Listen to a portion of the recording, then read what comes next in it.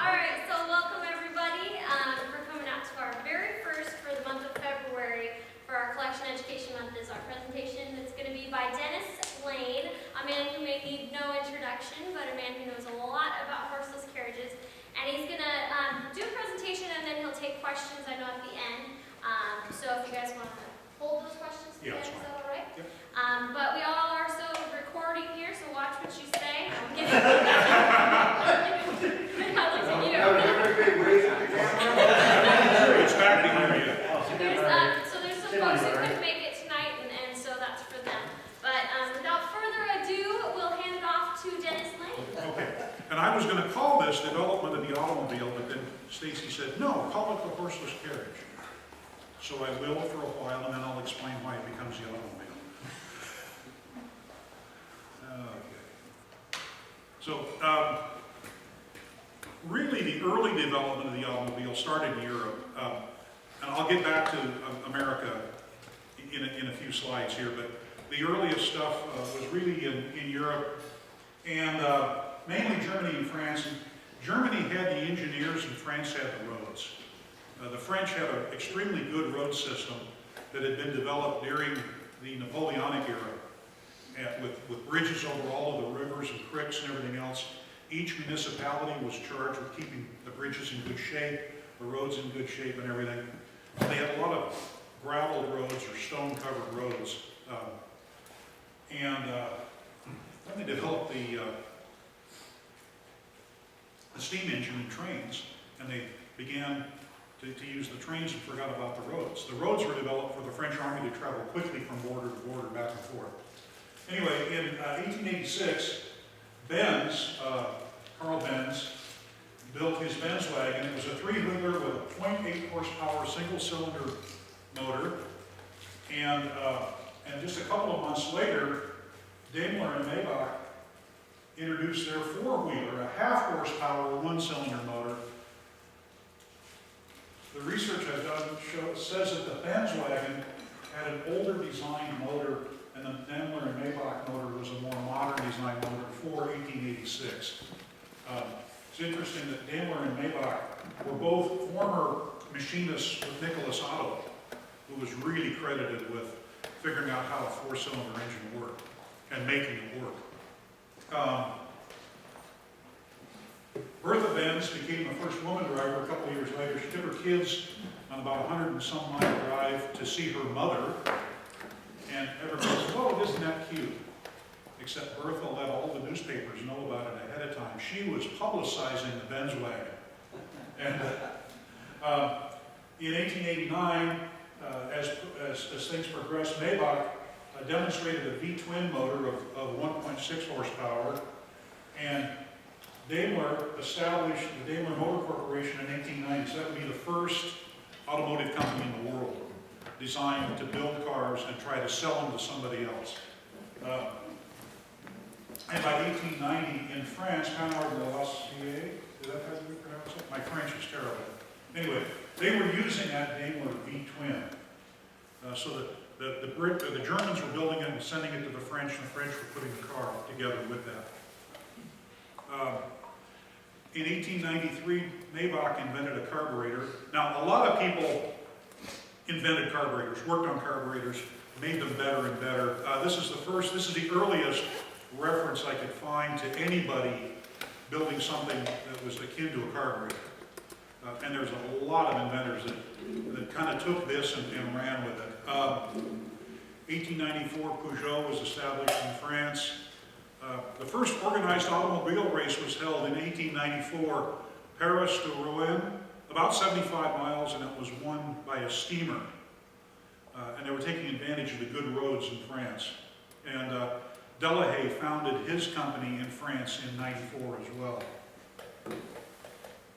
And so here's a picture of a replica of the Benz patent motor wagon. Like I said, this particular one is in the Montana Museum, and we've got one, I think it's over at the house. But as it turned out, I had a better quality picture of this one. A three-wheeler, engine in the back, big flywheel that you throw by hand in order to get everything to start to work. Couldn't get a good picture of the Daimler, so I took this one out of an old book, but it was a four-wheeled version, engine sitting in the back, and a little more car-like. And we're still a long ways away from what we would think of as a car. This is more of a purpose-built wagon, but making some progress. By 95, Daimler and Maybach had developed a two-cylinder, 10-horsepower motor. They were starting to run races all the time in France. Paris to Bordeaux was run by Panhard. Andre Michelin, the Michelin company existed to build rubber products. It was started in about 1854 or 55.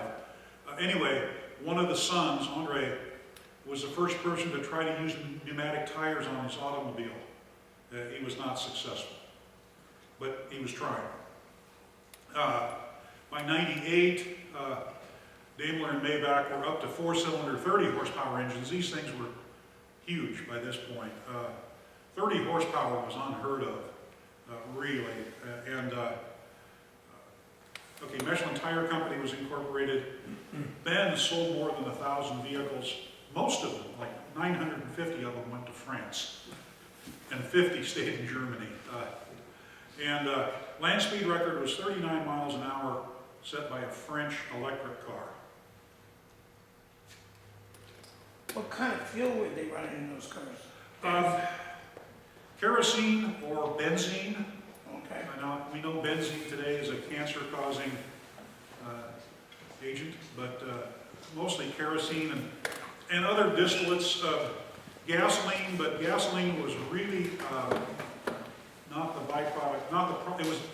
Gasoline was a byproduct of the creation of kerosene. So that they were going for kerosene, but they ended up with this other stuff as well. Okay. By 99, the land speed record was up 65 miles an hour with a Frenchman again in an electric. Renault is established, Fiat is established in Italy, and Ferdinand Porsche shows up for the first time, designing a gas-electric hybrid for a Vienna, Austria company, Laine. Excuse the pronunciations here, but The Irish pronounced on that. yeah. Okay. Okay. Here's again out of that old same book that I had, an 1891 Panhard.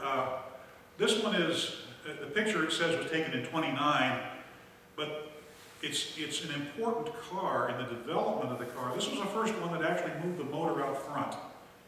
To this point, they'd been either in the back or underneath the driver's seat, and by moving it out front, Panhard was able to take advantage of these larger horsepower motors that Daimler was building. And so that's important for that reason. Okay, in the rest of Europe, in England, they had a red flag law, and it really slowed down the development of the automobile in England. The law was the result of bad experiences with steam-powered road tractors in the 1840s through the 60s. They would build these large, basically locomotives with iron wheels, and then they would tow a series of carriages behind them, sort of like as a bus or a road train. Well, the townspeople didn't take to that very well in the various towns that these things went through. So they ended up with a bunch of laws, and the red flag law required somebody to walk in front of any self-propelled road wagon and wave a red flag. And your speed was limited to 4 miles an hour in the countryside and 2 miles an hour in town. The red flags law started to be repealed in 1896. So when France and Germany and Italy, to a certain extent, were starting to develop their auto industries, the Brits were constricted because of this red flag law. Okay. In Ireland, during these same set of years, John Dunlop developed the pneumatic tire for bicycles. And in 1890, he begins to produce them for bicycles. And this is what gave Andre Michelin the idea a few years later to try to use them on his car. The car is heavier than the bicycle, and we're talking about a pneumatic tire, but it's just like a really thick inner tube, because there's no inner tube inside. It's just an inflated circle of rubber. And if you're running on crushed stone, sometimes you get punctures. Okay, let's get over to the United States. As I was doing research on this, I found that during the 1860s, 70s, and 80s, there were a whole lot of farmers in the U.S. attaching steam engines to their wagons. And there was probably at least 2 dozen, maybe more, that were documented that they took a wagon, they were able to get a steam engine attached to it, use a chain drive, and they were able to make a self-propelled vehicle to go to town with or do whatever. But there was no intent to build a second or a third or a fourth one and sell it to somebody else. This was for their personal use. And so we go up to 1893 when Charles and Frank Duryea are considered to have built the first American car. It was a gasoline-powered car. And they were bicycle builders from Indiana that moved to Massachusetts when they built this thing. And then later, also in 1893, Haynes and the Apperson brothers built the first Haynes vehicle, if you will, in Kokomo, Indiana. And he used a French engine. He bought the engine and then hired the Apperson brothers to build the car for him. Later in life, Haynes always tried to claim he was first, but nobody believed him. And he was kind of cranky about that. In '94, Ransom Olds builds his first steam-powered wagon in Lansing, Michigan. In '95, the Duryeas established the Duryea Motor Company, the first automobile company in the U.S. Their idea was we're going to build them and sell them to somebody else. In November of '95, the first automobile race is held in the U.S. It's Chicago to Evansville, about 55 miles. There were about 30 entrants, but there were only 6 starters who could actually make it to the starting line. And it was won by a Duryea in just under 8 hours. So if you calculate that, they weren't going very fast. But they were also going through a snowstorm at the time. So, bad timing. In November of '95, the first issue of the Horseless Age came out. So that was the first car magazine. So here's a '93 Duryea. Again, very, very buggy-like. You can see engine underneath here, chain drive to the rear wheels, steered with a tiller, and it was something like that that won that first race in Chicago. Here's a replica of Olds' steam car. The steam car doesn't exist anymore. I took this at the R.E. Olds Transportation Museum in Lansing, Michigan a few years ago. And so they made a replica to show what it looked like. They still had the plans that he used, but there's varying stories about what happened to this steam car. And the most romantic is that he sold it to a guy in India. They put it on a ship to go to India, and the ship sank. So it never made it to India. Another version of the story is the ship actually made it to India, but the car wouldn't run when it got there. And then, you know, you can take it from there, whatever. But in any case, they recreated one just so you knew what it looked like. A lot of things started happening by '96. Haynes and Apperson established an automobile company. B.F. Goodrich, which had been producing rubber products, now begins producing rubber tires. But I think these were solid rubber tires at this point. Henry Ford builds his first car, called it the quadricycle. Now, if you read Henry's works, you know, he invented the automobile. He had a little bit of an ego, but we know that's not true. Okay, by '97, Ransom establishes the Olds Motor Vehicle Company in Lansing, Michigan. He was a machinist, and he was the son, one of the sons of P.F. Olds and Company. His father owned a machine shop and an engine building shop where they made stationary single-cylinder gasoline engines to run water pumps and to run farm machinery and things like that. So he had some knowledge of that. He just needed to scale the motor down to make it fit inside a buggy. Because those single-cylinder jobs, I saw the small ones were about so tall, and the tall ones were 7, 8, 9 feet tall. Anyway, Pope Manufacturing, who was a tremendous builder of bicycles, and they made a Columbia bicycle. They start making a Columbia electric car in '97, and that was Albert Pope, I believe. And the first guy to buy an auto insurance policy was Gilbert Loomis in Westfield, Massachusetts. He bought a policy to cover his car for $1,000, annual premium of $7.50. Which tells me that people were probably buying insurance policies on your horse-drawn buggies and carriages, and that some insurance company was willing to transfer that type of knowledge to this self-propelled vehicle. Anyway, 1898, the Stanley brothers sell their first steam-powered car. Frank Sieberling starts Goodyear Tire and Rubber Company in Akron. The Columbia Electric, made by the Pope Manufacturing Company, becomes the first car with electric lights. They didn't work. They had the battery power, of course, to run the light. That wasn't the issue. The problem was the roads were very rough and the filaments were very fragile. And so you'd go down the road and you'd break a filament. And so that was, but they're first. And so that's something. And Elmer Sperry, Cleveland, Ohio, designed an electric car with front disc brakes. Now, the description that I read on this was that it was the front brake. First of all, it was a high wheeler, so it had a very narrow wheel, and the brake grabbed it like a bicycle brake would grab on a bicycle wheel, but it qualified as a disc brake. Now, he said he designed it. I couldn't find that he actually built it. So here's the Ford quadricycle. This is from the Henry Ford Museum in Dearborn. Henry actually sold this to a guy in Detroit, and then about 6 years later bought it back in order to preserve it.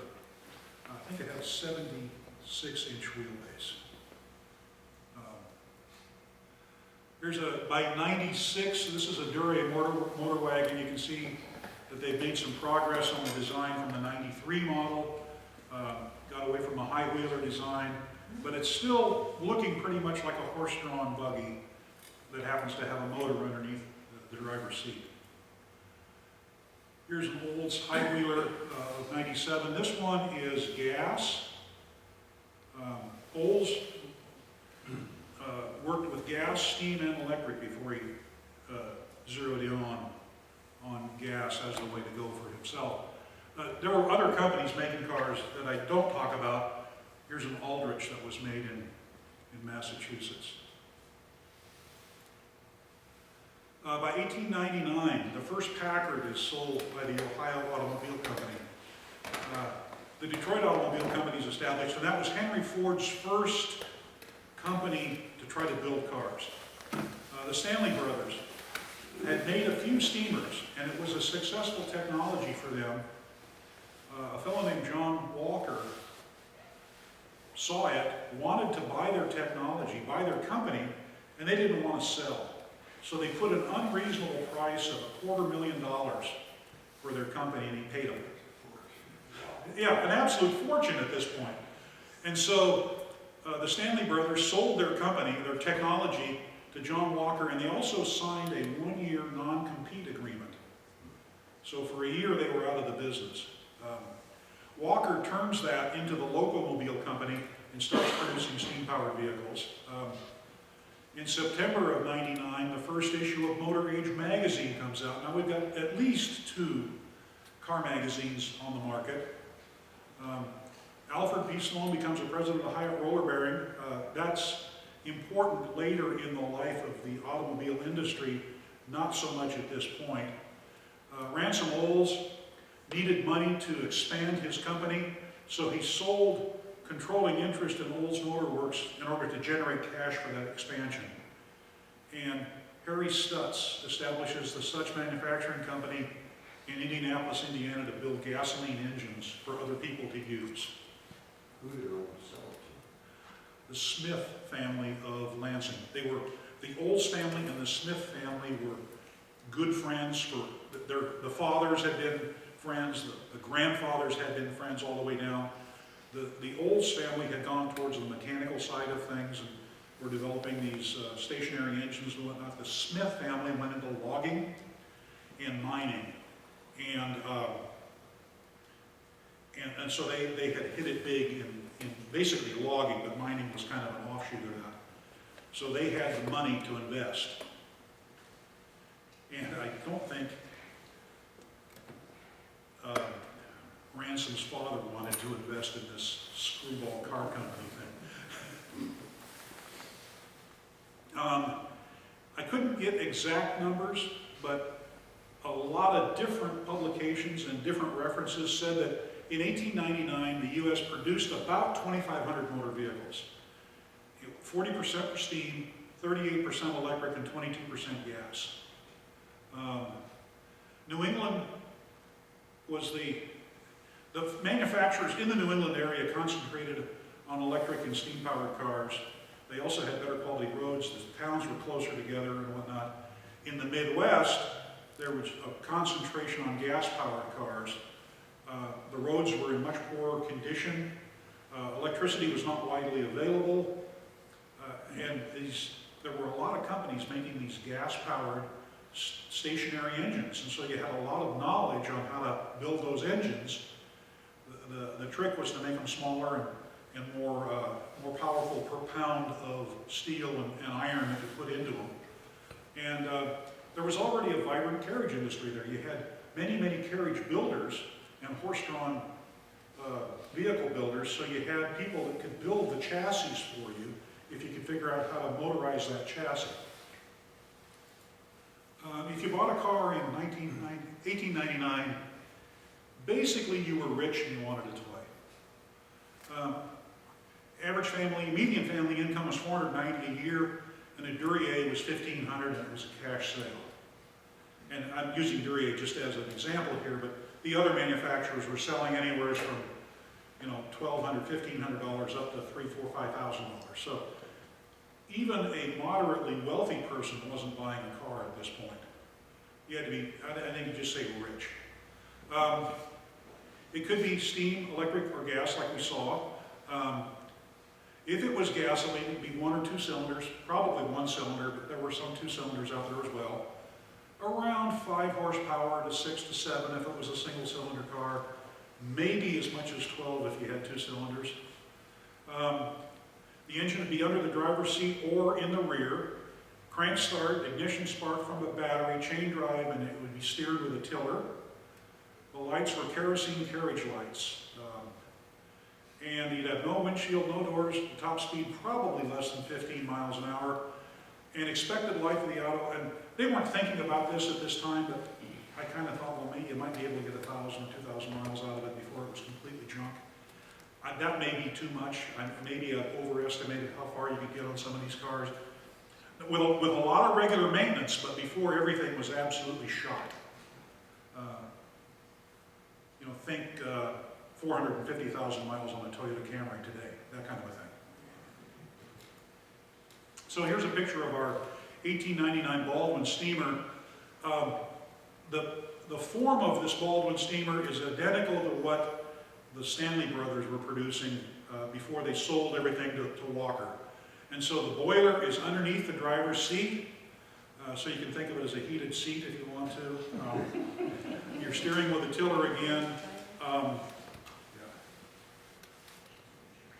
Here's an 1899 Winton. We were fortunate enough to take a tour of a gentleman's collection in Bellingham last fall. And this is Winton number 56 that was made. And just amazed. Again, Rolls was playing with everything. In this case, it's what? That was a gas one? The Winton was gas, yes. Okay. I'm sorry. Here's an Olds electric of 1899. Like I said, Ransom was trying everything, trying to figure out what was going to stick. In 1900, the horse-drawn carriage industry, carriages, wagons, buggies, everything else, was producing 1,500,000 vehicles a year, every year. So we're talking, the previous year, 2,500 self-driving, motorized vehicles. That's not even hardly a drop in the bucket compared to this. It's just minuscule. I went through the standard catalog of American cars, and my wife thought I was nuts, but I was able to tally at least that were operating in 1900. At least 141 gas vehicle builders were in there, at least 84 steam and 56 electrics. So you had a choice of a lot of things if you wanted to buy something. It also says everybody's trying everything, just trying to figure out whether or not something's going to work. If you wanted gasoline, oil companies were making gasoline as a simple distillate from petroleum. Like I said, it was really, in many cases, an unwanted byproduct from the creation of kerosene. There are stories of oil companies going for the kerosene, and when they got the gasoline that would distill quicker, they just ran the hose into the local creek and just ran it down the creek. In 2015 dollars, gasoline was $5.50 a gallon. And you purchased it at a hardware store in probably 1 gallon or 5 gallon tins. And gasoline was sometimes sold as a solvent or a cleaner. But you probably wouldn't want to smoke around it if you're... and in Akron, Ohio, Harvey Firestone started Firestone Tire and Rubber Company. Steam and electric and gas all had advantages and disadvantages, and there was no clear winner. Steam was powerful and quiet.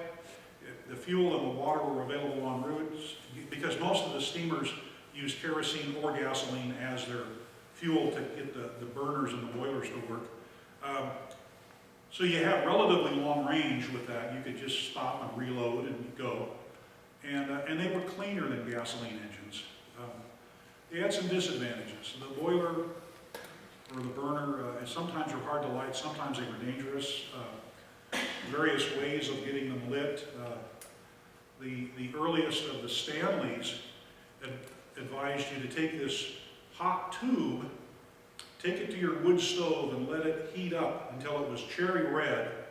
Use some tongs, take it out to your car, crawl under the car and install it, and then release your fuel, your kerosene, and as it went through that hot tube, it would ignite, and that would keep going. So, you know. Don't drop. Not yet. They say starters are going to go later. And various steamers advertised various times that it took before you built up a head of steam to be able to go. 20 to 30 minutes was common. Some of the steamers advertised 5 minutes to 10 minutes. In 1900, the flash boiler was invented, but not everybody used it. Also, you were good for about a 20-mile range on a tank of water. If you did not recondense and put the steam back into water and put it back in your boiler, and most of the early steamers did not recondense their water. So you could go for about 20 miles, and you'd better find a place where you could reload your water tank. Electrics had advantages and disadvantages. Electrics were quick and quiet to start and a quick start. You didn't have to light a boiler. You'd have to crank an engine that may not want to fire. They were clean. There was no oil or gasoline smells. They could be operated by women. And that sounds sexist today, but that was a tremendous advantage at that time. A man of means could buy one of these for his wife, and she could travel all over town with it. Disadvantages, limited range. They were in-town vehicles. You didn't want to go town to town with them unless the next town was only 2 miles away. You must get home to recharge. It was not like recharging an electric today where you go to the wall socket, you plug it in, either 110 or 220 and whatnot, to recharge your batteries. They were generally more expensive than steam or gas, and batteries were corrosive, and the fumes over time would eat away at the metal parts in the car. When you bought an electric in those years, you got with it, you paid for a charger. The charger basically was a gas engine running a generator with the proper connections to attach back to your batteries to charge your car. So when I said, you know, if you've got a 40-mile range, you better not go more than 20 miles from home before you turn around and head back, because otherwise you're having a team of horses pull you back to your carriage house. And I say carriage house because that would have been the types of folks that would have bought electrics at that time. They had carriage houses, and they had people that took care of the carriages and the horses. And so you wouldn't start this charger and get it going. Your hired servant would start the charger and get it going for you and recharge the batteries on your electric. Okay, gasoline. It was a quick start, relatively quick start. We saw, again on this tour to Bellingham, we saw a 1906 Cadillac being started, and it was a little bit of an involved process, but it was relatively quick. You could buy fuel en route, and therefore it gave you relatively unlimited range. It was a crank start. It could be loud, it could be noisy. It might throw some oil around, it could be a little smelly. And the ignition runs off a battery, so dead battery, no spark. There was no onboard generator to recharge the battery at this point. Now, some people thought limiting yourself to gas or steam or electric was too limiting. I discovered that during the 1890s, there were at least 4 different companies that offered spring-powered vehicles, and one guy claimed 3 miles on a winding. There were the Gibson Company of Rhode Island in 1899 advertised a carbonic acid fueled car, but there was no evidence that it was ever made. 1901, at least 10 different companies built compressed air vehicles and apparently sold them. And in 1903, I'm jumping ahead just slightly here, but I thought I'd include all these in one shot. There was a guy that was going to build a half-gas, half-water engine. So you'd run it a few cycles on gas, and when the cylinder got too hot, it would convert and shoot water into the cylinder, act like a steam engine for one cycle, cool down your cylinder. Then you go back to gas for a while. And his idea was that you didn't need a radiator because you're cooling it with the steam engine action of shooting the water into the hot cylinder. It didn't catch on.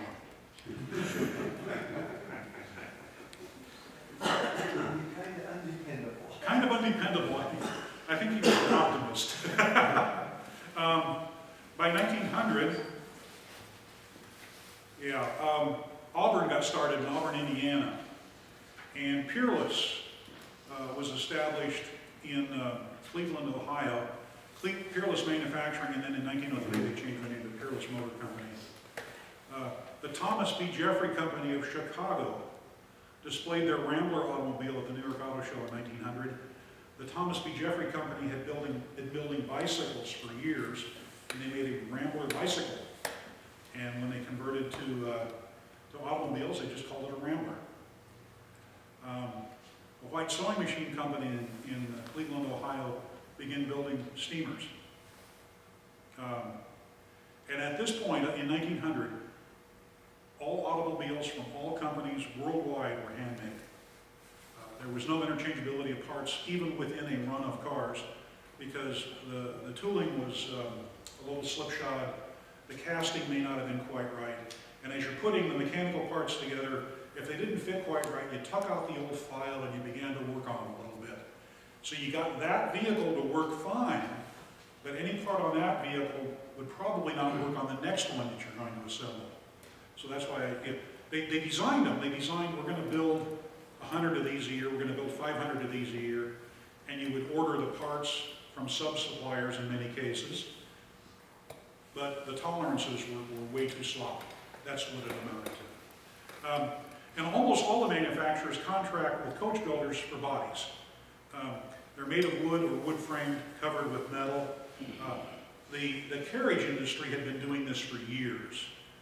And a lot of the manufacturing techniques transferred from the horse-drawn carriages to the horseless carriages, including contracting for bodies. So you're a horse-drawn carriage builder, and you plan on building 15,000 Surreys this year. So you go to your supplier of Surrey bodies and you order 15,000 of them. And you go to your supplier of axles and you order as many axles as you need, supplier of springs, and so on and so forth. So we think of subcontractors and sub-suppliers being something that came up during the auto industry. It was developed and perfected during the horse-drawn carriage industry, really starting in the 1870s and working forward. And many people are jumping into the automobile building game: blacksmiths, machinists, bicycle manufacturers, carriage builders, tinkerers, and backyard dreamers. And so we have a few firsts for the American auto industry in 1900. The Munson was the first gas-electric hybrid. The Spiller was the first front-wheel drive car in America. And the Twyford was the first four-wheel drive car in America. None of these lasted very long, but people are trying. So in 1900, sales leaders, Columbia sold 1,500 electrics, Locomobile was second, 750 steam vehicles, Winton with 100 gas vehicles, Packard 49 gas, and Stanley 30 steam vehicles. So Stanley is back in the game by 1900 with at least 30 cars. But you can see electric and steam are the dominant ones for sales. 1901, Oldsmobile begins production of the curved dash ovals, and considered by many to be the first mass-produced car. Philip Strauss invents the first successful pneumatic tire. He figured out if you put an inner tube in the middle, inside, blow it full of air, and you have it encased in rubber, the tire, that it's not going to blow out quite as easily, and it was very successful. And 1901. He had the Hardeman Tire and Rubber Company, and he marketed the tires through Hardeman Tire and Rubber, and it was a good design. Packard, the Model C is the first car in the U.S. to use a steering wheel. There's some argument as if it's the first in the world. Packard would argue that it is. A couple of other companies would argue it's not. Who cares? Frank Duryea formed, he left the Duryea Manufacturing Company. He got together with a guy named Stevens, and they formed Stevens Duryea. And George Pierce begins producing the Pierce automobile in Buffalo, New York in 1901. The Detroit Automobile Company with Henry in charge is reorganized as the Henry Ford Company. And the Detroit Automobile Company never actually built anything. And the bankers reorganized it and whatnot, got a new set of backers, and it became the Henry Ford Company. In Detroit, John and Horace Dodge sell their bicycle manufacturing business and establish a machine shop. Again, you can see a lot of people and a lot of technology coming from bicycles forward here. The auto car was the first American car to have a drive shaft instead of a chain. And in Texas, we have a gusher, the Lucas gusher at Spindletop. So suddenly, we have a supply of oil that's not going to quit for a long time. Here's an advertisement by the Victor Steam Carriage Company. They claim to have competed in an automobile club sponsored 100-mile nonstop for repairs race, endurance contest. They didn't say whose automobile club, but there were a number of automobile clubs at the time. Anyway, in 100 miles, they only used 10 1/8 gallons of gas and 84 3/4 gallons of water. So they were stopping quite a bit to reload, but it was not for repairs, and that's what they were bragging about, was we didn't have to repair it. It ran 100 miles without repair. 84 gallons of water. Yes. Now, they carry 3 or 4 gallons? I think they would carry about 20. About 20. About 20. So about Get that much on. every 22, every 23 miles, you had to find a stream or a watering trough or something to reload. Maybe they carry that much weight. Well, okay. So 1901, Locomobile with 1,500 steam vehicles went and selling gas. Oldsmobile is in there with his curved dash Olds. The White is now producing steam cars at a pretty good rate. And Autocar made the top 10, or top 5, I should say, with their shaft drive instead of chain drive with a gas car. So here's a Packard Model C with the steering wheel. This is at the National Packard Museum. Just as a complete side note that has absolutely nothing to do with this topic, the car in the background is a 1947 Packard. It's Al Capone's last car. He took delivery of 2 of them and then died 3 months later. So he didn't really ride in them very much. But he had 2 so that you never knew which one he might be in. Now here's Henry wasn't building road cars, but he was building racers. And so here's the 1901 Ford Sweepstakes race car. And it was the building of the race cars that kept his bankers nuts. We gave you money to build cars to sell to the public, and you're building race cars. Here's a 1901 long distance. This picture was taken from a collection here in Tacoma. Nice red. Again, an engine underneath the driver's seat. Okay, 1902. So roughly from 1899 or so through at least 1905, the New England area was the real leading auto producing region. They had more manufacturers of vehicles than anybody else, any other region in the country. And it was a concentration of coach builders. So you had a lot of people building horse-drawn vehicles that could build the bodies for these new guys building cars. You had a lot of capital investors there willing to spend their money and gamble on some guy and his brother-in-law that can build these cars as they say they can. And they had better roads. So all of that helped. The Dodge brothers are building transmissions by this point in Detroit and engines for Oldsmobile. So the curved dash Olds had Dodge brothers engines and transmissions in them. The Leland and Faulkner company in Detroit is also building transmissions for Oldsmobile and offered Eli Olds an improved engine, but he rejected it because it was too powerful. He'd have to redesign his chassis if he was going to use the Leland and Faulkner motor. Again, single cylinder. And the Franklin, the manufacturing company, is established in Syracuse, New York, and they built the Franklin air-cooled automobile. Studebaker introduced their first car in 1902, and it was an electric out of South Bend, Indiana. Henry Ford has a big blow-up with his backers, and he leaves the Henry Ford Company. It is reorganized under the leadership of Henry Leland from Leland and Faulkner, and renamed Cadillac. And Cadillac uses the engine that Olds rejected. The Ohio Automobile Company is renamed the Packard Automobile Company. They'd always sold them as Packards, but as from the Ohio Automobile Company, now it's Packard. David Buick in Detroit establishes the Buick Manufacturing Company to build engines for other people to use. And I just threw this in. Robert C. Hupp left Oldsmobile. He worked for Oldsmobile for about 2.5 years, and he worked in a lot of places, but he ultimately started his own company, Huppmobile, in 1909. There was a tremendous amount of movement of these mechanics and machinists and designers and engineers from company to company at this point, and through 1920, 1925. And so it's not uncommon at all for somebody to work for somebody else, gain the knowledge, and then go off and start their own car company. And we'll see this a couple of more times. I just threw Hupp in here because automobiles are good cars later. Okay, sales leaders. We start to see a little bit more production. Locomobile made steam. Oldsmobile's up to 2,500 with the curved dash. The Rambler from the Jeffrey Company at 1,500.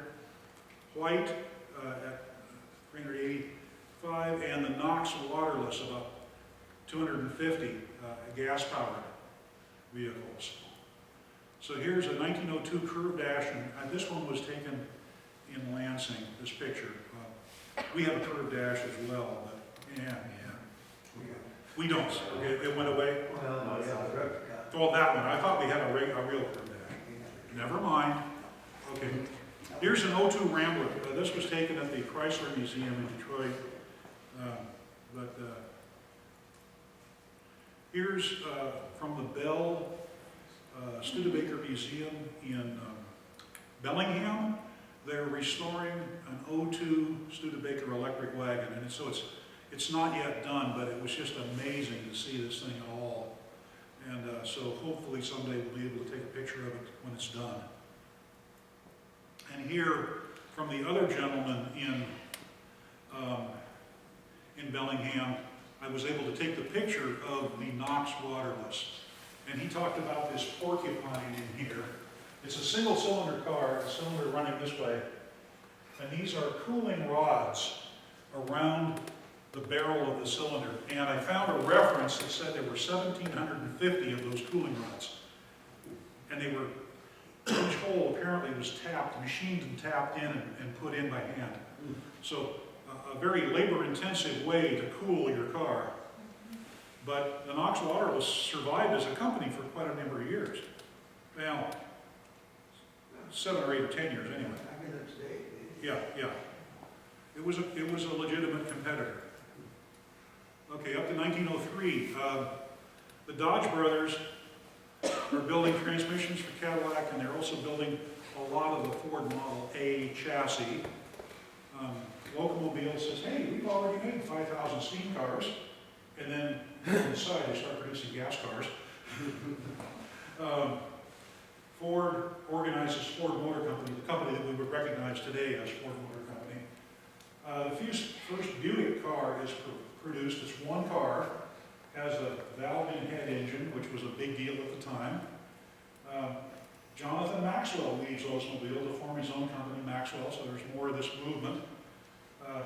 Buick is reorganized as the Buick Motor Company, and Pope Manufacturing Company that had been building the Columbia. They sold the rights to build the electric Columbia car to some other guys who, within 12 months, drove it into the ground and it went bankrupt.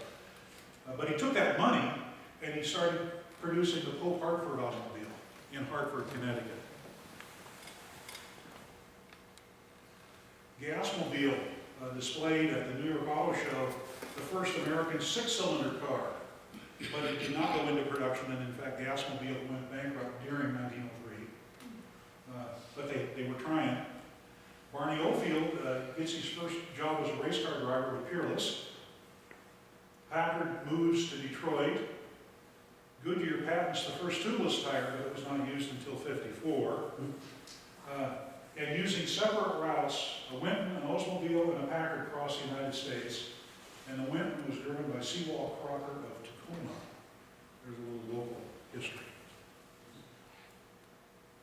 So we're starting to see a little bit better production here. Oldsmobile with gas and so on and so forth there. The Pope Hartford is in third spot there. Ford is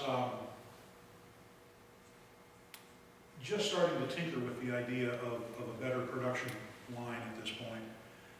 All the American car companies are using subcontractors to build parts and then bring them in. And as an aside, in 1903, Ford was able to produce 12 cars per employee per year. And in France, and in 1903, France is the leading automobile production country in the world. France is producing one car per employee per year, but they have a hell of a lot of employees and a whole bunch of companies. Okay. So when Laine was producing a car every month. Yes. Now the employee might only be working on one part of it, but out the door, exactly, yeah. So here's a 1903 Ford Model A, and I want you to take a real close look at the body shape and the look of that, because the next one you're going to see is a 1903 Cadillac Model A.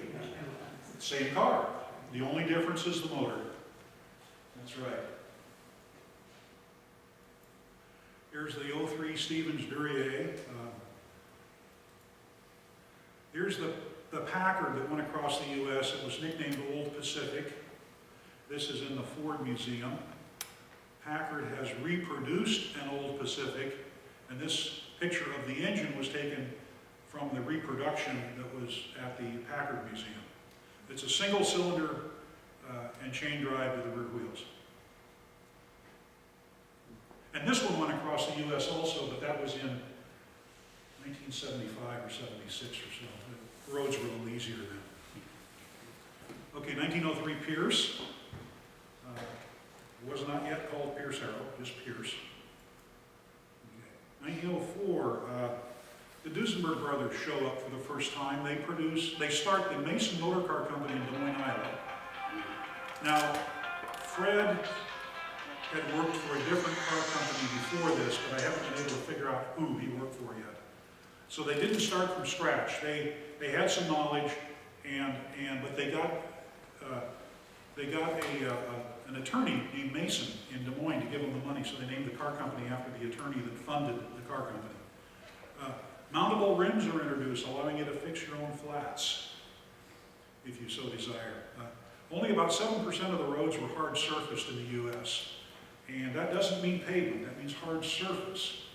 And the definition of hard surface at that time would include stone, cobblestones, oiled gravel, wood planks, or crushed oyster shell. So, and the the Dodd brothers are building. Okay, Ransom is fired from Olds. He has a falling out with the son of Smith. The father put the money into the company to buy the controlling interest in Olds Motor Works. He puts his son in as president of the company. Ransom is chief designer, vice president, and chief doer of all tasks.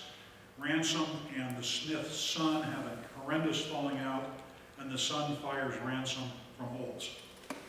Was it smart move? Well, it turned out that way. Okay, and the Dodge brothers are building all kinds of components for Ford now, through 1915. And annual horse-drawn vehicle production reaches its peak of 1,750,000. So even though we're building 15, 20, 25, 30,000 cars a year now, we're still just barely a drop in the bucket, really.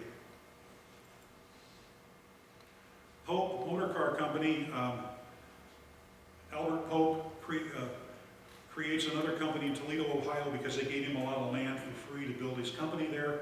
He starts building the Pope Toledo. So he's building the Pope Hartford in Hartford, Connecticut, and the Pope Toledo in Toledo, Ohio. Locomobile changes from steam to gas, and we have an 07 Locomobile in LeMay Hall. Buick Motor Company moves to Flint, Michigan, and is sold. There's an intermediate sale, but I cut that out of here. Ultimately, within about 6 months, William Durant owns Buick. And David Buick is retained as chief engineer. There was a man named James Whiting that had bought Buick, brought it to Flint, Michigan, and then Whiting got into severe financial problems and needed to be bailed out. And Whiting had borrowed money from a lot of other prominent people in Flint. And Buick, Durant was concerned that if this Buick company failed, and if Whiting went down with it, he would take down about 7 or 8 prominent businessmen in Flint, Michigan. So it was almost out of, not desperation, but he wanted to save the business climate in Flint, Michigan. He didn't want to give the town a bad name. So he bought Buick and tried to save Buick. And Studebaker starts reselling rebadged Garfords as Studebakers until 1908. Here's a white steamer ad from 1904. Steam is safe. Man has been controlling steam for over 100 years. Would you rather have your family in a safe steam car or an explosion engine car? And that would be the gas car, the explosion engine car. Because that's what happens. The spark plug goes off and away you go. Okay. So, I mean, that's pretty vicious advertising for the time. Okay. During this, did I jump 2 on that or 1? Oh well. There was a subgenre of cars being built at this time called high wheelers. And they used buggy wheels and solid rubber tires. They didn't try to use pneumatic tires or smaller wheels and tires. They were truly motorized horse-drawn vehicles, produced roughly from 1890, 1892, 3, 4, somewhere in there, through about 1913. A few companies may have lasted a little bit longer.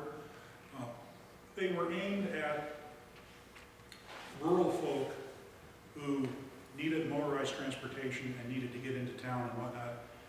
The buggy wheels fit in the tracks that were already been laid down for 40 years by horse-drawn vehicles. They could be gas or electric or steam. They were chain drive, all of them. And over this period of time that high wheelers were around, at least 289 firms produced high wheelers. Now, not all of the firms produced them in vast numbers, but there were a lot of people building high wheelers. 1904 sales here, the white steam ad did something. They got them into 5th place at least with their explosion engine ad. And in 1904, the United States passed France to become the world's largest producer of automobiles. And it was the fact that we had made this sub-assembly technology, this way of doing business working, where in France they were still one craftsman build a car, for the most part. So here's an 04 Studebaker. So this would be a rebadged Garford at this point. an Olds touring runabout. In '04, Olds was still building the curve dash, but they were beginning to replace it with this style. Okay. In '05, Ransom Olds establishes the Rio Car Company, motor car company in Lansing. Hyatt Roller Bearing is by now supplying bearings to Ford and Cadillac, Buick, Olds, Rio, and others. This was Alfred Sloan's company at this point, and he had been greatly aided in the development of roller bearings from a discussion with Henry Leland of Cadillac.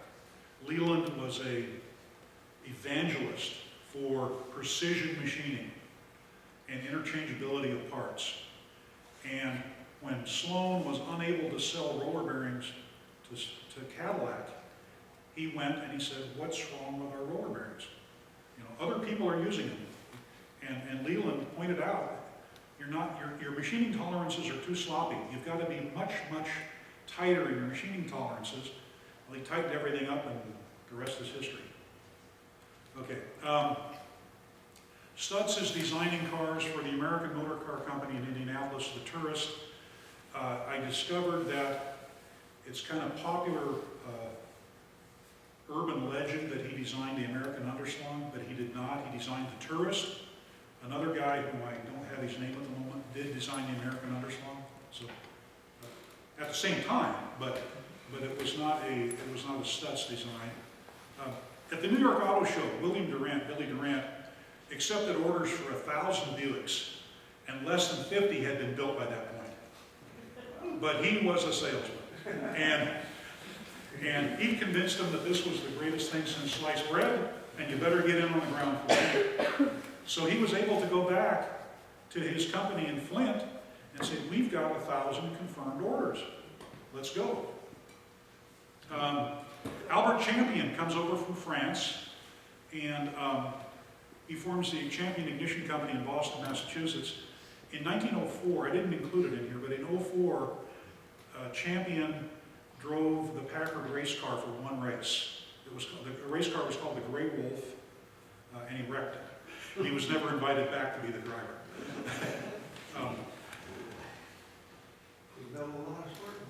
Yes, yeah.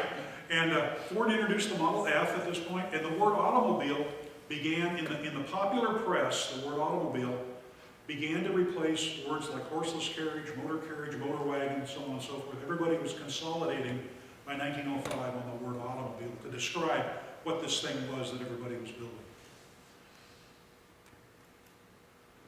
So we got everybody's running gas now. The top 5, we never again see a steam or electric car in the top 5. They still build steam and electrics for quite a number of years thereafter, but their numbers just really drop. And Buick didn't get in the top 5. Not in '05. Well, they're just getting cranked up. Okay, if you bought a car in '05, you didn't absolutely need to be filthy rich, but you were wealthy. So we're coming down the scale just a little bit on gross assets for the purchaser here. But all sales were in cash. There was no bank loans or anything else. You probably lived in the city unless you're buying a high-wheeler. And you were probably a first-time buyer. Could have been gas, steam, or electric, as we've seen. If it was gas, probably had 1 or 2 cylinders. There were a few 4-cylinders out there, but all the popular cars were either single-cylinder or 2-cylinder cars. Top speeds may have been as much as 30 miles an hour, but I don't know where you'd find a road that you could have done that on. If you could take that same car on our roads today, yeah, you might be able to get 30 out of it. The engine may have been under the driver's seat, but they were starting to move the engines out front like we saw in that 1891 Panhard, starting to move them in that direction. Still crank start, bad air ignition, chain drive. Unless it was a high-wheeler, you did have pneumatic tires, probably. No windshield, no doors. The lights were kerosene lamps with reflecting mirrors, or we were starting to see the acetylene gas lamps by this point. But most of them in '05 were still the kerosene lamp type. You start to see steering wheels on mid and upper price cars, the tiller on some of the lower price cars, and the electrics. And you might have been able to get 5,000 miles out of one of these when you bought it, before it was absolute junk. But the roads are still really rough. So here's an '05 Franklin. Nice car. That would be air-cooled. '05 Peerless, this one was again out of Bellingham. The gentleman's collection just blew me away. You can see the gas lamps here. And these are the vent holes to let the heat out from when you're burning the gas inside. Okay, what was going on in the rest of the world for these last 5 years that we've kind of ignored? Europe, and when I say Europe here, it's really France, led the U.S. in styling and mechanical sophistication in 1900. However, in 1900 at the Paris Exposition, the U.S. demonstrated high precision machining tools. So we could get really good precision machining with our tools if we wanted to use them. The French loved them, they just bought them in droves. So by 1901, most of the French automobiles were being made with U.S. machine tools. There was over 130 automotive firms in Paris and at least that many more in the rest of France. And the first Mercedes makes its appearance in 1901. And the brakes are steel cables wrapped around drums on the rear wheels, and you pull back on a hand lever to activate the brakes. Everybody was working on how to get them to go. Somebody had to figure out how to stop them. Land speed record is up to 77 miles an hour in a Moors, and a Moors was a gasoline-powered car. English engineer Lanchester patents the disc brake, but it was copper on steel, and it squealed like hell. And so it was not popular and not successful, but he did get a patent for it. And Renault develops the drum brake, more like what we would think of today. Although it was an external contracting brake shoe around a center drum. In '03, the disastrous Paris to Madrid races stopped mid-race. They were killing too many spectators and participants, and that was the end of public road racing in Europe.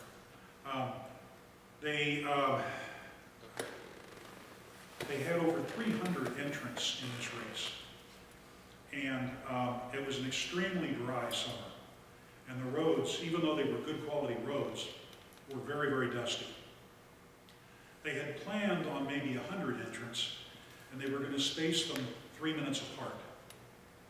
But instead, with so many entrants, they spaced them 1 minute apart. So after the first 3, 4, 5 cars go down the road, it's just a sea of dust. And the drivers really can't see anything, or very little. And so you had a few run off into the crowd here and there. And the crowd, of course, doesn't know that you might want to stand on the inside of the corner, not the outside of the corner. And a few other odds and ends. So anyway, and the rumors about how many people were being killed during the first day of this race grew and grew and grew and grew. And so you had rumors that there were 40, 50, 60 people killed. Spectators, plus the drivers. Nobody cared about the drivers and the co-driver, or the mechanic, the riding mechanic, because they understood, or theoretically understood, the risk they were taking. But it was this hue and cry by the French public and the French press about, you're slaughtering our citizens. Well, literally when the dust settled, they found out 3 spectators had been killed and 5 participants had been killed. Anyway, that was the end. So you start seeing track racing after that, closed roads and so on and so forth. Land speed record is up to 84 miles an hour by a Frenchman with a gasoline-powered car. In 1904, Rolls and Royce get together and establish Rolls-Royce in England. By 1904, the red flag laws had been repealed completely. Although the speed limit was not unlimited, the speed limit was about 18 miles an hour. But that was still better than 4 miles an hour. Another land speed record set in Hispano-Suiza is established in Spain. And by 1905, the land speed record is over 100 miles, 109 again in France. And all of these French land speed records were set on one piece of road, and it was not a special place. It was just a very nice, flat, straight piece of road, and they would close it off and have a go at it. So there were some participants that didn't quite keep it as straight as they should. But, that's okay. So here's a 1901 Mercedes, and this really starts to look like what we would see in the United States about 1910. You've got the engine out. Oh, in this case, the engine is, the engine is underneath the hood. It's the shaft back to the differential and then chain drive to the rear wheels. But we're starting to see legitimate seats, fenders, and a hood that we would think of today. So,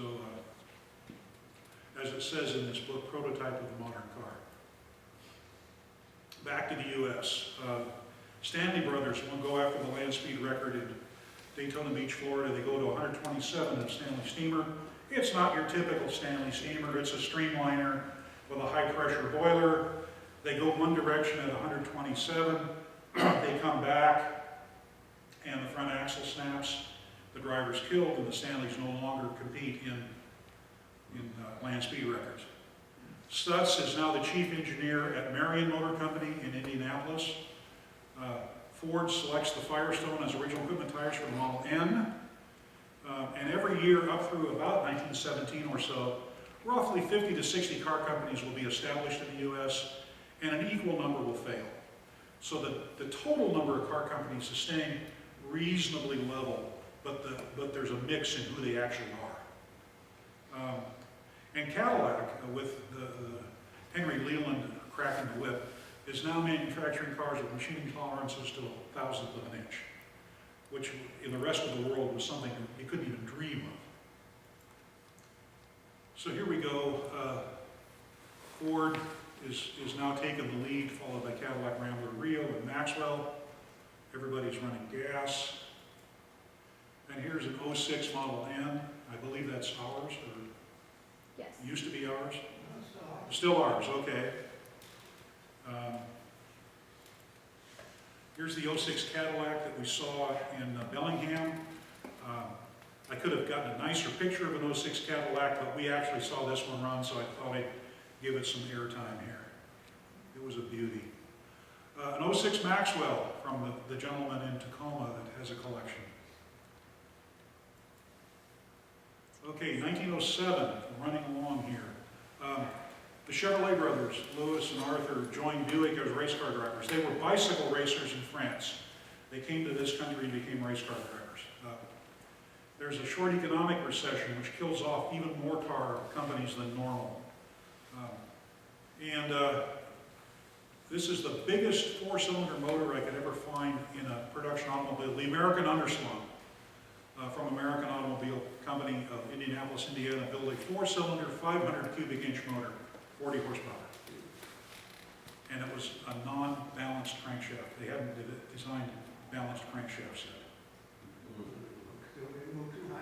No, the RPM was not really astounding. Benjamin Briscoe, who was a mover and shaker in the automobile industry in Detroit, Michigan, tries to establish a conglomerate of Buick, Ford, Maxwell, and Rio to be called United Motors, and he fails in that attempt to create this company. He thought he had it put together, and Buick at that point was with Durant. Durant was good on it. He was okay with that. Maxwell was good with it. Henry Ford didn't want stock, he wanted cash. And when Ransom Olds discovered that Ford was not going to take stock, he only wanted cash. Olds declared he only wanted cash for his company, and everything fell apart because there wasn't that much cash to use. Anyway, the idea of creating a conglomerate with a lot of companies under one holding company was floated by Benjamin Briscoe. And Briscoe was the financial backer for Maxwell at this point also. And Ford builds the Model N, the R, and the S, and each is a slight improvement over the previous model. We're inching towards the Model T at this point. And so Ford is starting to get some production improvements here. starting to use portions of the assembly line idea. There was a guy named Cousins, and I've forgotten his first name at the moment, that Ford hired, James Cousins, to begin working on this assembly line idea. But here you see Buick appearing for the first time as one of the sales leaders. Yes, I know, but the Jeffrey Automobile Company, they were a player. So here's a, so we still make high wheelers as well. So here's a Kiblinger. I took this picture in Auburn. It was made in Auburn, Indiana, by the way. Here's our 07 Locomobile that we have in the LeMay Hall. The 07 Tourist that's in the LeMay Hall. So this was made in Los Angeles, so we're not building cars just in the Midwest, we're building them all over the United States. By 1908, Albert Champion, who had started Champion in Boston, had gone back to France and then came back to the US. And Durant convinced him to set up shop in Flint, Michigan, and Durant would build him a place to build spark plugs. So that's how he got to Flint. Fred and Charles Fisher start Fisher Body Company. Now they were two of the numerous Fisher brothers. They were the two oldest, and I don't remember, I don't have it recorded at the moment here, how many Fisher brothers. There was like 5 or 6 or 7 of them that all eventually came into Fisher Body Company. Their father had been a builder of carriages in Ohio. So they had experience working with wood, and these two Fisher brothers had,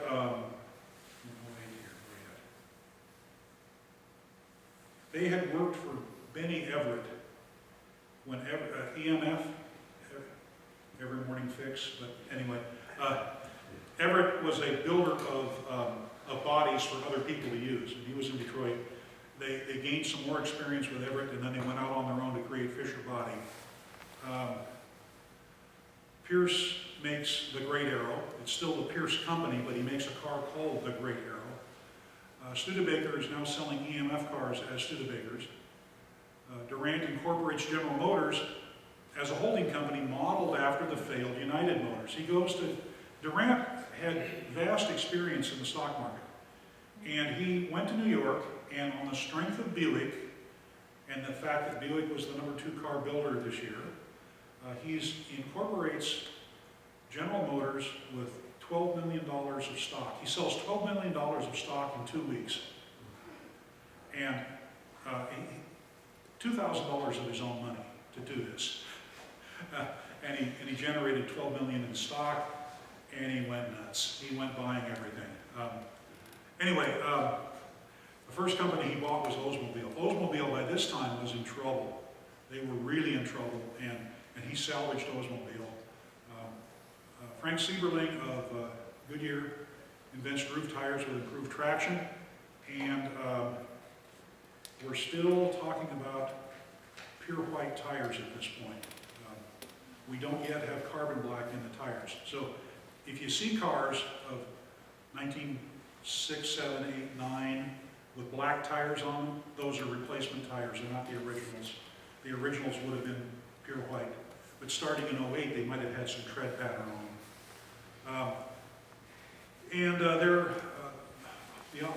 One of the auto magazines reported that at the beginning of the year there were 253 automobile manufacturers in the United States in 08. Ford introduces the Model T during November, and contrary to popular belief, it was not black. You could get them in gray, green, blue, and red. A 1907 Thomas Flyer wins the New York to Paris race. The Marymount Automobile Company uses a Stutz design transaxle. It's one of the first transaxles that I could find. In England, I should say, Cadillac is awarded the Dewar Trophy for precision engineering and interchangeable parts. They took 3 Cadillacs, drove them a long distance, disassembled them. The Brits mixed the parts up. They reassembled them and drove them that distance again. And it just blew the Brits away. And so this idea of precision engineering allows you to create interchangeable parts. Interchangeable parts mean that your car is not a one-off. You can get parts for it. becomes known as the American method. And the rest of the world starts taking note of the American method of building cars, meaning interchangeable parts. Make cars last a lot longer. Yeah, no kidding. You do realize that came from the gun manufacturing of the Revolutionary War. Yes, and the earliest references to Leland I can find is he was working for gun manufacturers in New England. That would have been Whitney. For sure. Could be. I did, since I was concentrating on cars, I didn't want to. The problem is they gave me too long to work on this presentation. I didn't know when to stop.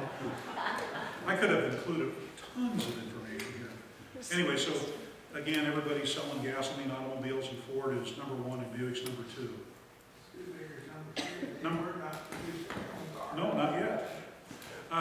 So again, another high wheeler, a Zimmerman.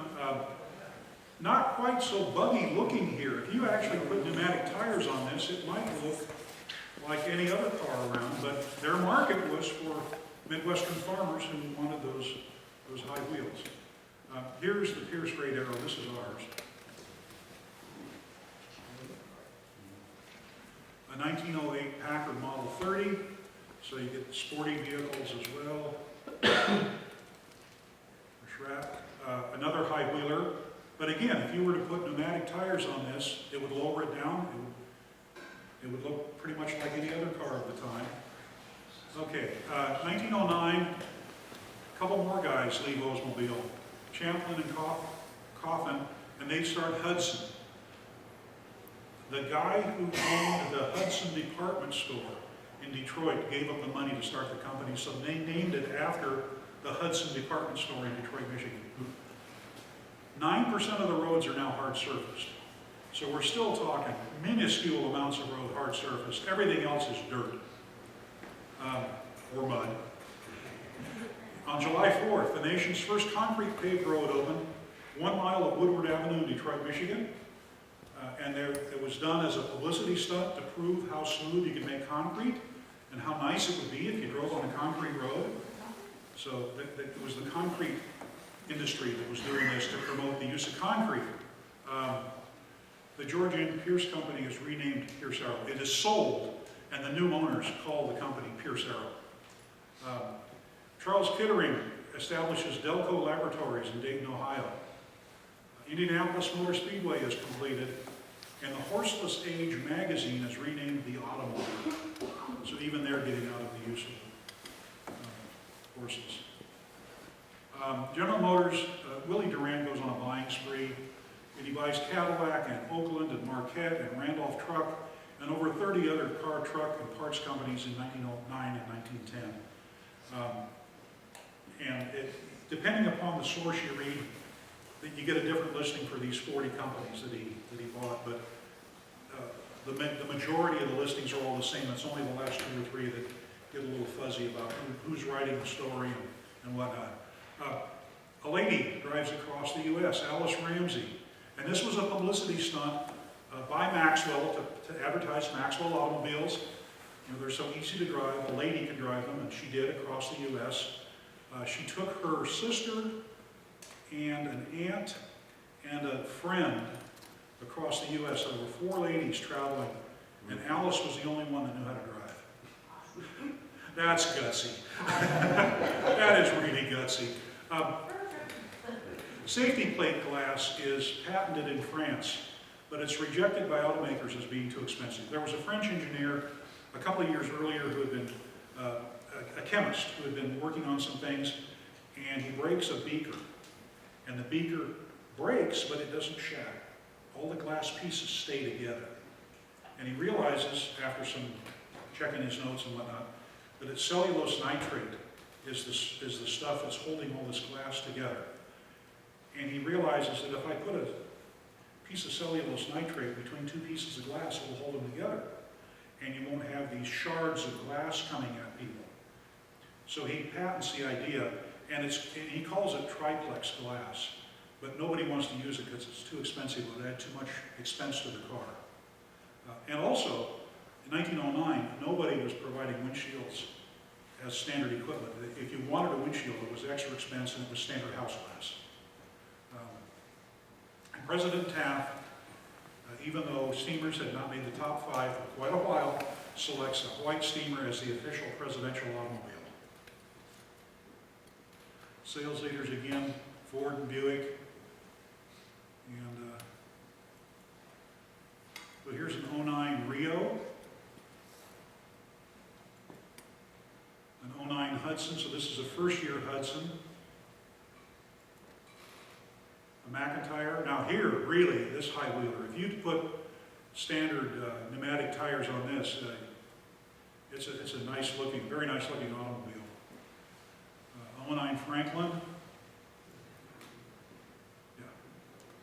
So in 10, after going on this enormous buying spree, Durant loses control of General Motors. He remains on the board of directors in a non-voting type position, non-influencing position, and he retains his GM stock. His wife retained her stock, but he's just kind of moved to the side, taken out of control of spending what little of the money is left. Charles Nash becomes president of Buick. Charles Nash had worked for Durant at the Durant Carriage Company.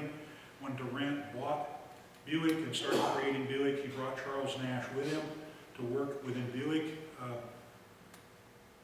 Let's see, Durant and Lewis Chevrolet start the Chevrolet Automobile Company. So independent of GM, they start Chevrolet on the side. Cadillac begins using the Delco high energy ignition system. So they developed the combination high energy ignition, generator, starter, and that sort of stuff. They begin using parts of that here. David Buick left General Motors. He said, I'm tired of this, and went off. He went to California as a oil prospector and lost his shirt, and eventually dies in 1927 penniless. B.F. Goodrich improved the tire life by adding carbon black to the natural white rubber. So 1910 and beyond, we saw the black tires, and the white tires began to die away very, very fast because the black ones were much stronger. They didn't blow out as easy. You could put better groove patterns in them, better tread patterns. And land speed record is now being done on Daytona Beach, Florida, and a Benz with 131 miles an hour. Ford is getting a little better at building sub-assemblies and starting to put them in, so we're starting to see more and more production. But still, we're producing 1,500,000 horse-drawn carriages and horse-drawn vehicles. So, you know, this is we're now a drop in the bucket, but it's still a horse-drawn world. If you bought a car, you may have been upper middle class. Some banks are now loaning money for automobiles, but you really had to be a rock-solid client of theirs, and you had to have probably more assets than the car was going to cost in order for them to loan you the money, but it was possible. And many buyers are now replacing their old cars with new cars. The engine may have had 2 cylinders, but most were now 4 cylinders, and a few were 6. You could get power in excess of 40, 45 horsepower. Again, the question was, where could you use it? Because the roads were so bad, but you know, sometimes horsepower sells. Brakes were external contracting, with the shoe on the outside and the drum on the inside, and the shoes would come down around the brake drum. Top speeds, you could probably go 50 on some of these cars, but I don't know where they would do it. I don't know where the roads would be smooth enough that you could actually do it, but maybe other than a racetrack itself. But absolute top speed for the top cars of 1910 was probably 50 miles an hour. But you were really taking your life in your hands. Rear seat passengers now probably had doors, but the front seat passengers probably did not.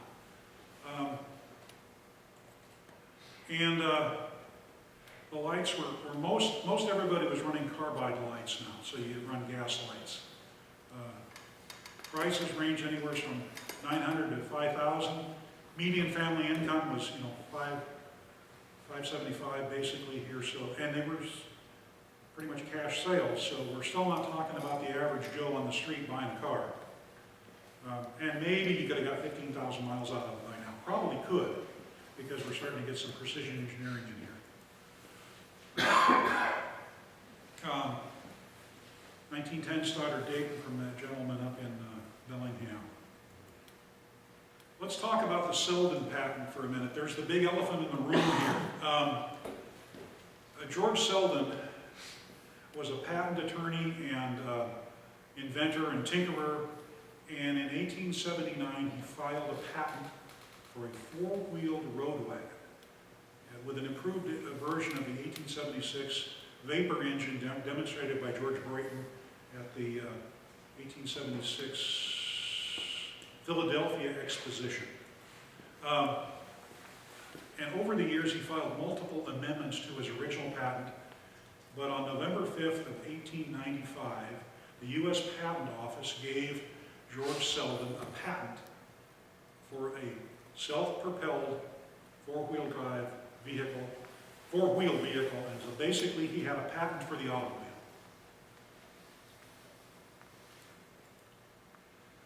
He didn't do anything with it for a couple of years, but in 1899 he sold the patent rights for $15 per vehicle, a minimum of $5,000 annually, to a William Whitney, and Whitney proposed to build electric vehicles, which didn't make any sense at all. But immediately he and Whitney get together now and form the Association of Licensed Automobile Manufacturers. And they are going to impress the patent rights on anybody building a gasoline-engined vehicle. And to become part of, to get a license to build them under the patent, it was 0.75%, 0.75% of your sales.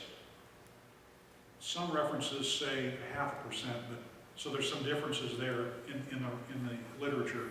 And any new manufacturer who refused to pay the royalty, Selden would sue for patent infringement. And he did on a regular basis. And he drove many, many companies bankrupt. The Tourist that we have in here from Los Angeles, California, was a company that Selden sued, and instead of fighting the suit, they just went out of business.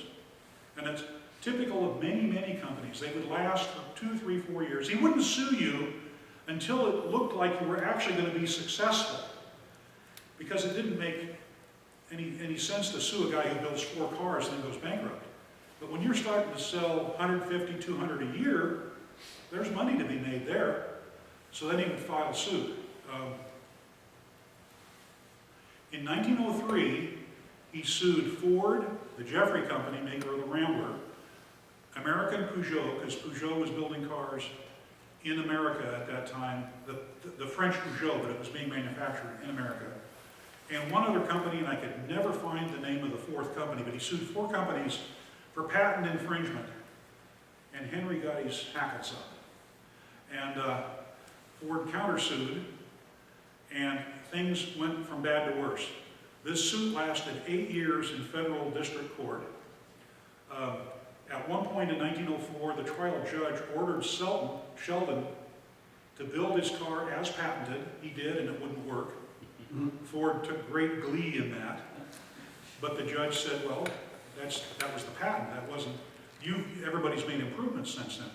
Okay, Selden published advertisements in all of the papers and all of the trade journals threatening to sue individuals who purchased non-licensed makes. And what he really meant was Ford.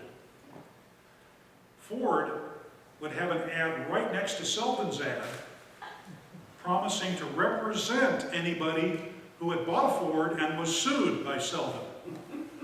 And this, I mean, it got really mean. At one point, Henry was on the witness stand, and an attorney asked him, what has been the benefit of the Selden patent? What has George Selden added to the development of the automobile with this patent? And Henry said, nothing. The automobile would be further along in development if he had never drawn a breath. Anyway, in 1910, late 1910, Selden won. And the district court upheld the patent. Ford appealed to the Federal Appeals Court and posted a $350,000 bond to make the appeal. And Ford's appeal was that the Selden patent was based on the Brayton engine of 1876, and that was a 2-cycle engine. And then all of the engine manufacturers and all the manufacturers of the automobiles now were using the Otto engine, which was a four-cycle engine. And that, as patented, the Selden car would not run. And so the Federal Appeals Court agreed with Ford and invalidated the patent on January 10th of 1911. So Ford won. Selden went bankrupt and whatnot. But that was a big deal. So you see a lot of these car companies that lasted 3 years, 4 years, 5 years, and then went out of business. A lot of that was because Selden was suing, and instead of paying the royalties for the cars that they sold 3 years ago, they just said, we'll just go out of business. So here's a 1910 Brush, 1910 Maxwell, without Jack Benny. 1911. By 1910, 1911, most of the auto manufacturing had left the Northeast, the Massachusetts area. Things had tended to move towards the Midwest. And 3 towns in Michigan, Detroit, Flint, and Lansing, were big builders of automobiles. Cleveland, Ohio was a big builder of automobiles. And Indianapolis, Indiana was a big builder of automobiles. And so these were kind of the major centers. But there were other places that were also building lots of cars. But these were some of the biggest. Harry Stutz established a Stutz Motor Car Company that we would know today as Stutz Automobile. Louis Chevrolet leaves Chevrolet. He has a big fight with Durant. Louis Chevrolet wants to build a premium car, a big car. And Durant wants to build something to fight against the Ford Model T. And they have just a horrendous falling out. So Louis Chevrolet leaves and Durant builds something to fight the Model T and calls it a Chevrolet. First Indianapolis 500 is won by Ray Haroon in a Marymount Wasp. Walter P. Chrysler, who was at this point a production manager with the American Locomotive Company in Pittsburgh, joins Buick as their production manager. And the land speed record is now up to 140 miles an hour. So we can see Ford here getting part of that production line idea more fully ingrained. Studebaker, Willys, I haven't talked about Willys Overland, but they're now becoming a player. Here's this is on kind of a tipping stand, so you can see a lot of it, but in the Gilmore Museum. But it's a Stanley Steamer of 1911, so they're still around. They're still making steam cars. They're just not selling lots of them. Here's our 1911 Buick that we have in LeMay Hall. 1912, Studebaker starts building its own cars and becomes the first company to sell cars on credit. And what Studebaker did was they allowed their dealers to sell cars on credit. Studebaker would back them. The dealer would sell you a car for 50% down, and then the remaining 50%, they would add 10% to that, and you had 6 months to pay the rest of it off. The dealer kept the title until the last payment was made. But that began to loosen somewhat the way that you could buy cars, so that they're becoming just slightly easier. Okay, Cadillac begins using the Delco electric starter.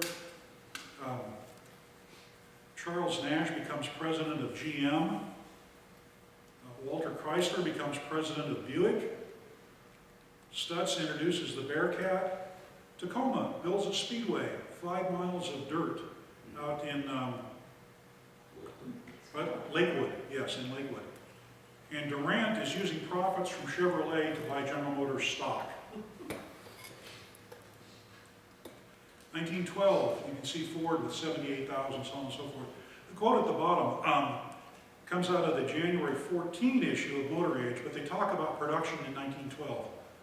368,000 motor vehicles, so many gas, so on and so forth. And so 743 electrics, or electric trucks, 8,800 electric cars, 850 steam powered. So steam is really dropping by the wayside here, and as a percentage, so is electrics, but they're still being produced by some companies. And so now, by 12, with basically 380,000 being produced, roughly 20% of what the horse-drawn carriage, horse-drawn industry is producing. So there's an 012 Cadillac, or 12 Cadillac, I should say. This is a 12 limo, Packard limo that I took a picture of this summer. I don't have a better picture of it. I thought I'd see this thing later, thought I could take a whole bunch of pictures, and then he went away. In 13, William Burton figures out how to crack oil to create gasoline, and he gets a patent for that. And his cracking process allows you to get many, many, many, many more gallons of gasoline out of a barrel of oil. The Lincoln Highway is completed, linking New York and San Francisco. Now, it wasn't paved the whole way, but it was hard surfaced most of the way, except through most of Nevada. The Society of Automotive Engineers suggests to everybody that why don't we go to left-hand steering? So up to this point, you've seen right-hand steering cars. 13 and beyond, you start to see left-hand steering cars. Fisher Body, with some of the other Fisher brothers now in it, has a capacity for 100,000 bodies a year. And they're building for Ford and Crit and Chalmers and Cadillac and Buick and Studebaker and perhaps others. Ford fully employs the assembly line. A couple of other things that I don't have on the slides here. In 1913, Ford had 14,000 employees. And in 1913, they hired 52,000 employees. Their turnover, they had 14,000 job openings, 14,000 jobs to be done. Okay, and it took 52,000 people to fill those 14,000 jobs. The turnover was 377%. Your typical Ford employee would work 3 months and a week and then quit. Now, in 1913, Ford goes to $5 a day to pay the employees. And everybody said, well, he did that so that his own employees could buy a Model T Ford. They could afford to buy a Model T Ford. No, he did it to try to reduce this horrendous turnover rate. That it was costing him so much money to train these people that by the time he got them trained, they were quitting. And so, and it did reduce significantly his turnover rate. The other thing which I didn't record here was that in 1913, 1914, there were 80 native languages being spoken at Ford.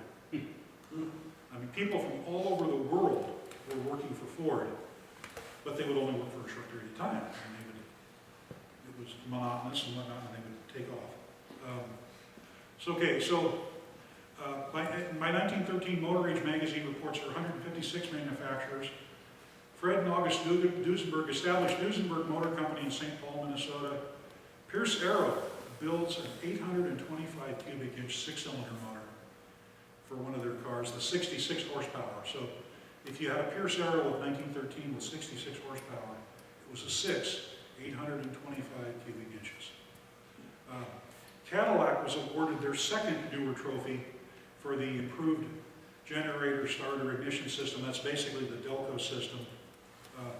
And the Tacoma Speedway is shortened to 3.5 miles dirt.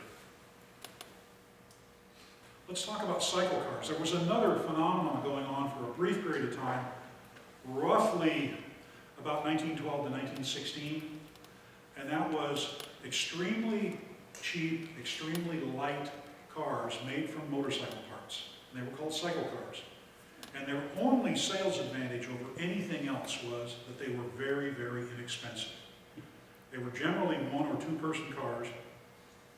And as Henry Ford continued to drop the price of the Model T, it squeezed them out of the market. And so for $10 more than you could buy a cycle car, you could buy a Model T, a real car, if you will. So that's what happened. And anyway, during this brief period of time, there were at least 243 cycle car building firms out there doing this. But most lasted a year, year and a half. We have a cycle car, a Woods Mobilette, and they were actually one of the very last cycle cars to go under in 1917. So, sales leaders, Ford's cranking it up here, 168,000, so on and so forth. Here's a 13 Studebaker. Here's the classic 6 Chevrolet. This is the car that Lewis Chevrolet wanted to build, and William Durant did not want to build. And there's very few of these. This is at the Buick Gallery in Flint, Michigan, where it was when I took the picture a few years ago. Here's our own 13 White, it's right there. 13 Rio, which is in the gymnasium. Here's the Woods Mobilette cycle car. One person in front, one in the back.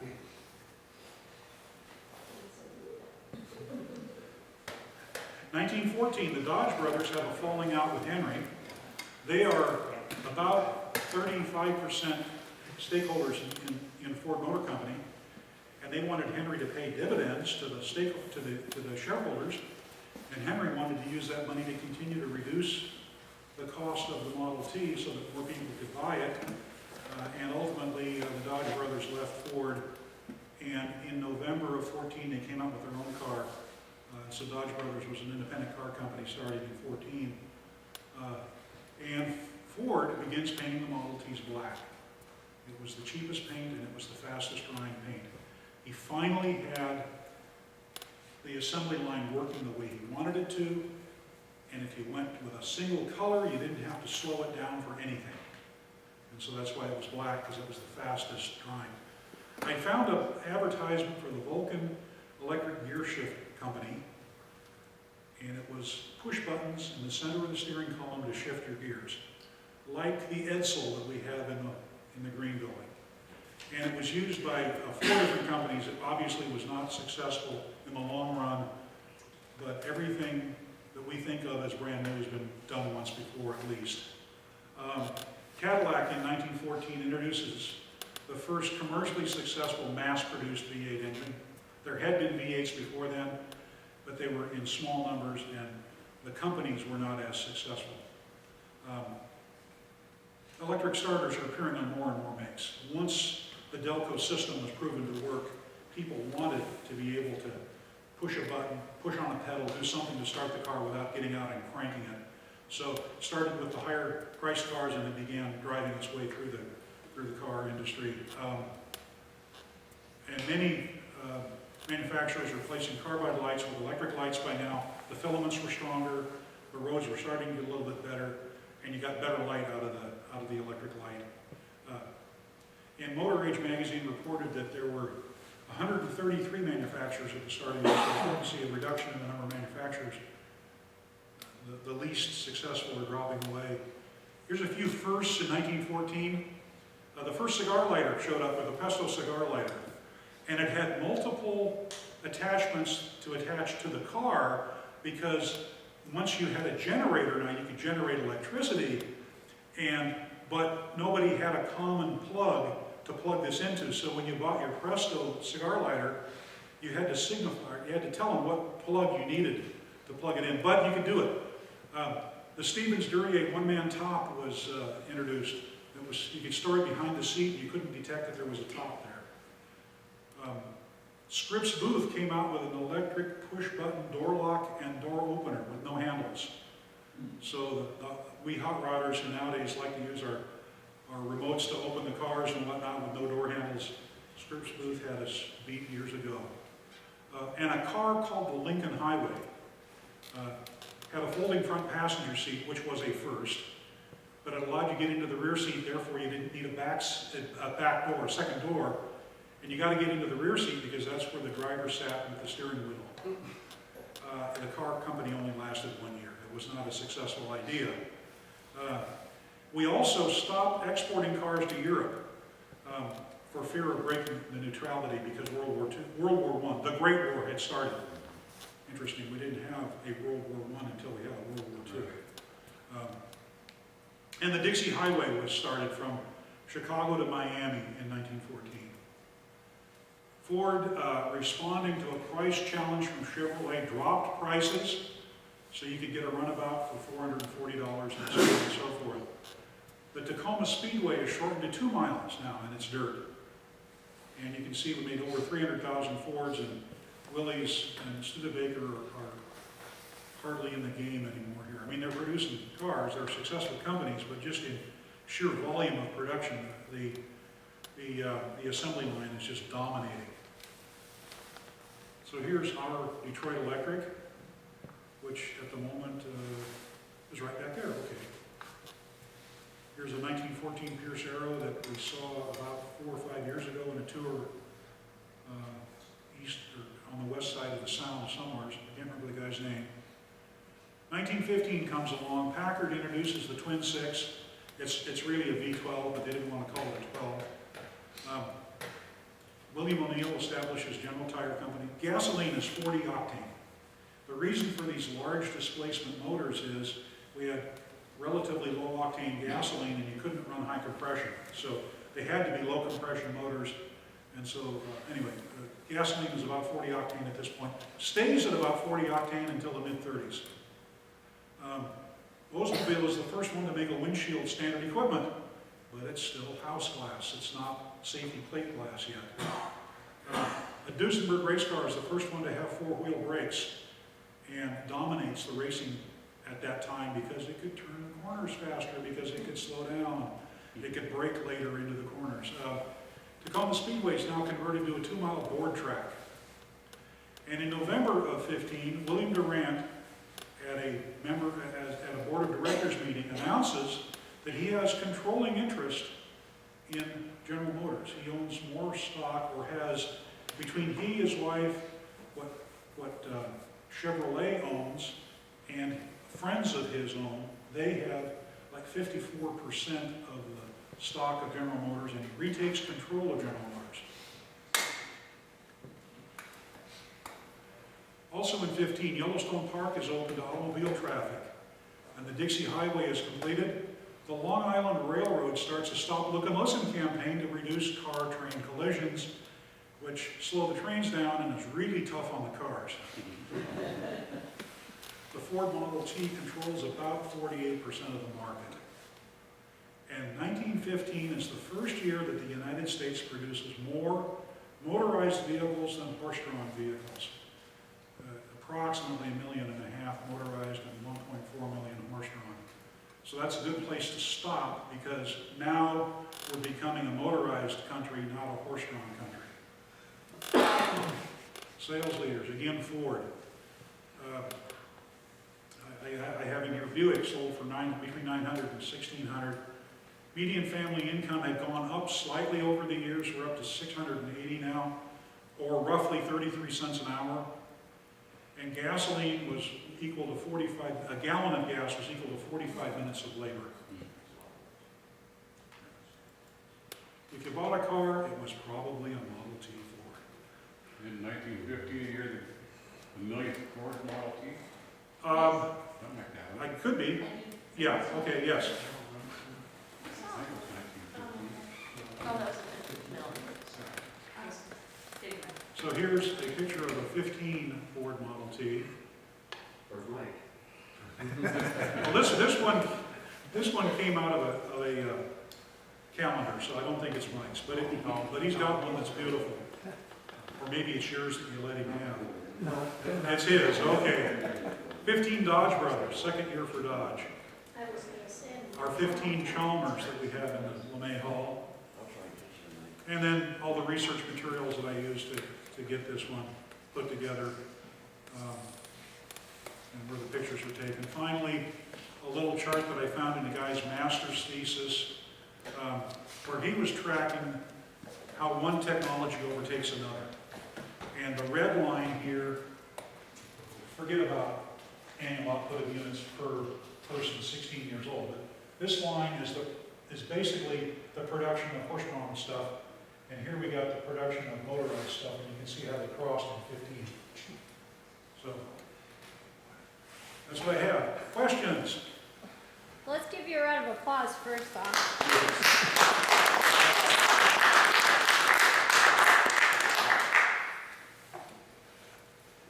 Let's do it again. Dennis, Start over again, please. Dennis, I saw you said the tourist. It was designed by a company on the East Coast.